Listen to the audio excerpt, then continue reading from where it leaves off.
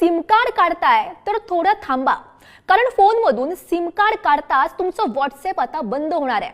होय, सायबर फसवणूक आणि ऑनलाईन गुन्हेगारीला लगाम घालण्यासाठी भारत सरकारने एक मोठा निर्णय घेतलाय। आता व्हॉट्सअप वापरण्याच्या पद्धतीमध्ये बदल होणार आहेत। व्हॉट्सअपने भारतात सिम बाइंडिंग फीचरवर काम सुरू केलं असून यानुसार तुमच्या फोनमध्ये सक्रिय म्हणजेच चालू सिम कार्ड असल्याशिवाय व्हॉट्सअप चालणार नाहीये। सध्याच्या नियमानुसार एकदा व्हॉट्सअप रजिस्टर केल्यावर सिम कार्ड फोनमध्ये नसलं तरीही वायफाय किंवा दुसऱ्या इंटरनेटच्या मदतीने व्हॉट्सअप वापरता येतं।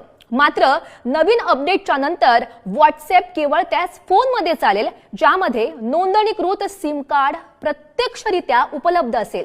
जर तुम्ही फोनमधून सिम कार्ड काढलं किंवा बदललं तर व्हॉट्सअप आपोआप काम करणं बंद होईल।